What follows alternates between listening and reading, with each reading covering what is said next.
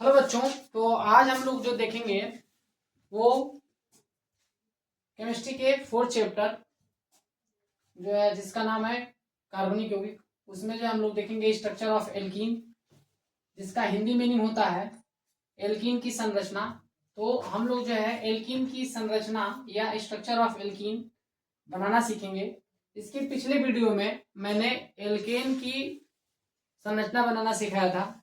अगर आप लोगों ने वो वीडियो नहीं देखा है तो आप उस वीडियो को देखिए, उसके बाद जो है इस वाले वीडियो को देखेंगे तो ज़्यादा अच्छे से समझ में आएगा।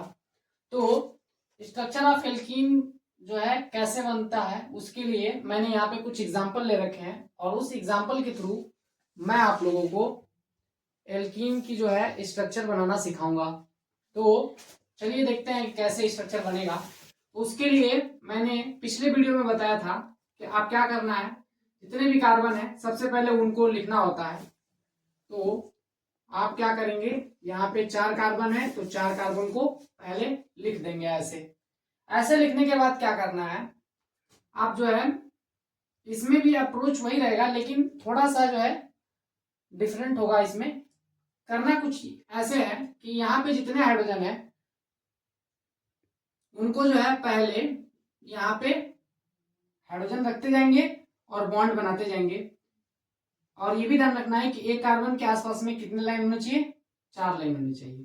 तो पहले मैं हाइड्रोजन को यहाँ पे इनको देते जाता हूँ और एक एक लाइन बढ़ाते जाता हूँ।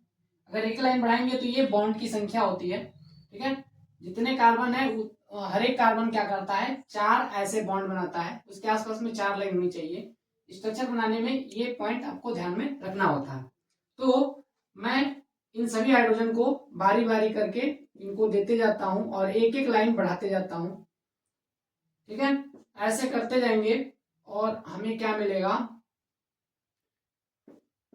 हमें जो है एल्कीन का स्ट्रक्चर मिलेगा। लेकिन ये ध्यान रखना है कि कितने हाइड्रोजन होने चाहिए, टोटल 8 होने चाहिए। तो काउंट कर लेते हैं एक बार, 1 2 3 4 5 6 7 और एक मैंने यहाँ पे रख दिया 8।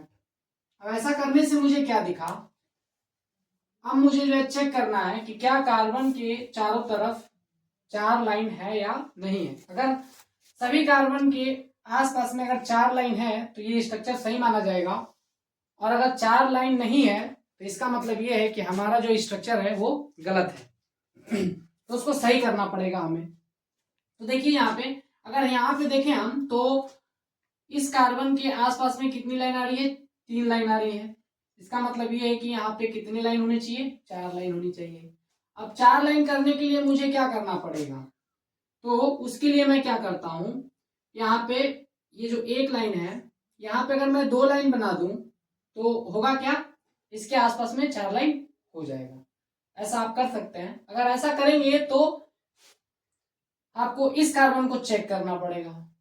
चलिए चेक करते हैं, इस कार्बन के आसपास में कितने लाइन है, 1 2 3 4 5, 5 लाइन है। तो क्या करना पड़ेगा, इसमें से एक हाइड्रोजन को हटाया जा सकता है। अगर मैं ऐसा करता हूं तो इस कार्बन के आसपास में भी 4 लाइन आ जाएगा। अगर फिर उसके बाद इसको चेक करेंगे, ठीक है, तो इसके आसपास में भी 4 लाइन है। अब बात करें इसकी, तो यहाँ पे 4 लाइन नहीं है, 3 है। तो क्या करेंगे, जो हाइड्रोजन मैंने यहां से रिमूव किया वो हाइड्रोजन यहाँ पे लाके रख देंगे और फिर इसको काउंट करेंगे कि जो है जितने कार्बन है इधर उतने इधर भी हैं या नहीं। दूसरे नंबर पे जितने हाइड्रोजन यहाँ पे हैं क्या उतने ही हाइड्रोजन इसमें है या नहीं। तो चलिए काउंट करते हैं, कितने कार्बन, 1 2 3 4, 4 है, हाँ इधर भी है 4। हाइड्रोजन काउंट करिए, 1 2 3 4 5 6 7 8। तो इस तरीके से स्ट्रक्चर बनाना है आपको, ठीक है। और अगर आप जो है इस तरीके से इसको नहीं समझ पा रहे हैं तो एल्कीन जो शब्द है इसका मतलब ही होता है कि 2 कार्बन के बीच में डबल बॉन्ड जरूर आएगा। अब बात आती है कि ये हमें पता कैसे चलेगा कि जो है संरचना तो ऐसे भी बस हमको जो एक फॉर्मूला दे दिया जाता है और बोला जाता है कि इसकी संरचना बनाइए, तो हम कैसे जानेंगे कि वो एल्कीन है या एल्केन है या एल्काइन है। तो इसको चेक करने का तरीका मैं सबसे पहले वीडियो में मैंने बताया था। अगर उसको आप देखेंगे तो उसकी हेल्प से आप ये जान जाएंगे कि ये एल्कीन है कि नहीं। दूसरा, अगर ये आप पहचान लेते हैं कि एल्कीन है तो आपको इतना ज्यादा मेहनत करने की भी जरूरत नहीं पड़ेगी, आप बहुत आसानी से जो है स्ट्रक्चर को बना लेंगे, क्योंकि एल्कीन का मतलब होता है दो कार्बन के बीच में डबल बॉन्ड का होना। इससे क्या होगा, जब भी आप कोई भी जो है यौगिक दिया जाए तो सबसे पहले आप क्या करो, दो कार्बन के बीच में पहले ही आप डबल बॉन्ड बना दो।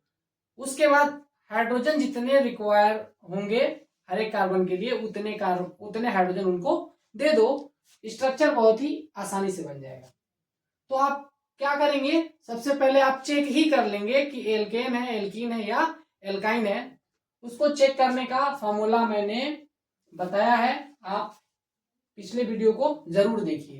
तो जैसे मुझे ये पता चला कि ये एल्कीन है, अगर नहीं पता है तो मैं इसको चेक करके भी बता दे रहा हूं। एल्कीन को चेक करने का फॉर्मूला है HCnH2n, ये फॉर्मूला है। इससे आपको पता चलेगा कि एल्कीन है कि नहीं। ऐसा क्यों कर रहा हूं अभी आपको पता चल जाएगा। तो देखिए यहाँ पे जो ये n है ये 5 को बता रहा है, n की वैल्यू कितनी है, 5 है। ठीक है, अलग अलग कंपाउंड में n की वैल्यू अलग अलग हो सकती है। तो इस वाले में n की वैल्यू क्या है, 5। इसका मतलब ये है कि n के जगह पे हम क्या रखेंगे, 5 रखेंगे। चलिए रखते हैं। तो 5 रखने पर क्या मिला मुझे, यहाँ पे C5, यहाँ पे मिलेगा H2 इंटू 5, जो कि आ रहा है C5H10, जो कि बिल्कुल इसके जैसा है। अगर इसके जैसा है इसका मतलब ये है कि ये क्या है, एल्कीन है। क्यों, क्योंकि ये एल्कीन का जो है आपका जनरल फॉर्मूला होता है। अब ये क्या बता रहा है, एल्कीन बताता है कि कोई भी यौगिक एल्कीन तभी होगा जब उसमें कम से कम एक ऐसा वो होगा, ऐसी चीज देखने को मिलेगी कि दो कार्बन के बीच में डबल बॉन्ड जरूर होगा। ठीक है, तो ये जो आपका पॉइंट है, ये पॉइंट बता रहा है कि दो कार्बन के बीच में आपको क्या करना है, डबल बॉन्ड बनाना है। तो बनाना है तो क्या करेंगे, हम ऐसे 5 कार्बन को लाइन से अरेंज करेंगे और इनमें से किसी भी दो कार्बन के बीच में हम पहले ही डबल बॉन्ड लगा देंगे। लगाने के बाद अब देखिए इस कार्बन के आसपास में कितने लाइन और खींच सकते हैं, 2 पहले ही खींच चुका हूं तो 2 और खींच सकता हूं। ऐसे करेंगे। इधर की बात करें तो इधर आपका केवल और केवल एक हाइड्रोजन आएगा, और यहाँ पे कितना, यहाँ पे आप लोग का 2 हाइड्रोजन आएगा, और यहाँ पे कितना आएगा, देखिए यहाँ पे भी 2, और लास्ट वाले में कितना आ जाएगा आपका, 3 आ जाएगा। देखिए इस वाले का स्ट्रक्चर बनाने में उतनी ज्यादा दिक्कत नहीं हुई जितना कि पहले वाले में हुआ। ठीक है, तो इस तरीके से आप जो है एल्कीन का स्ट्रक्चर बहुत ही आसानी से बना सकते हैं। ठीक है, इस वाले को भी मैं करके बता देता हूं। एक बार मैं फिर से इसको रिपीट कर देता हूं कि कैसे आपको इसका स्ट्रक्चर बनाना है। तो एल्कीन का स्ट्रक्चर बनाने के लिए आपको सबसे पहले एल्कीन का जनरल फॉर्मूला पता होना चाहिए। चाहे एल्कीन का बनाना हो, चाहे एल्केन का बनाना हो, चाहे एल्काइन का बनाना हो, उसका जनरल फॉर्मूला आपको पता है। तो पहले आप जो भी आपको कंपाउंड दिया गया है पहले उसको चेक करो किस कैटेगरी में आ रहा है। उससे ये इंफॉर्मेशन मिल जाती है कि आपको स्ट्रक्चर बनाना कैसे है। ठीक है, तो अगर हम इसको चेक कर लेते हैं कि ये एल्कीन है कि नहीं, तो हमको ये पता चल जाएगा कि हमें स्ट्रक्चर की जो शुरुआत कहाँ से करनी है। ठीक है, जैसे यहाँ पे मुझे पता चल गया कि इसमें जो है ये एल्कीन है, तो इसका मतलब ये है कि दो कार्बन के बीच में डबल बॉन्ड जरूर होगा, एक डबल बॉन्ड जरूर होगा। इससे हम बहुत ही आसानी से इसका स्ट्रक्चर बना लेंगे। तो 3 कार्बन है तो मैं 3 कार्बन को ऐसे लिखूंगा, और इनमें से किसी दो कार्बन के बीच में मैं पहले ही डबल बॉन्ड लगाऊंगा, और पहले वाले इंफॉर्मेशन के हिसाब से मैं ऐसे हर एक कार्बन के आसपास में क्या कर दूंगा, 4 लाइन बना दूंगा। ठीक है, और उसके बाद जितने हाइड्रोजन है इनको क्या कर देंगे, इस पर फैला देंगे। फैलाने के बाद अब हमारा काम क्या है, इसमें हाइड्रोजन और कार्बन की संख्या को गिनना।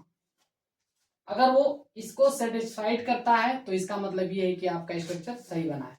चलिए काउंट करके देखते हैं कितने कार्बन चाहिए, 3, 1 2 3 कार्बन हो गए। हाइड्रोजन कितने चाहिए, 6, 1 2 3 4 5 6। तो ये करेक्ट आपका स्ट्रक्चर होगा। तो इस तरीके से आपको एल्कीन की संरचना बनानी होती है। मुझे उम्मीद है कि आपको वीडियो अच्छा लगा होगा। अगर आपको वीडियो अच्छा लग रहा है तो मेरे वीडियो को ज़्यादा से ज़्यादा शेयर करिए और मेरे चैनल को सब्सक्राइब करिए। Thank you guys.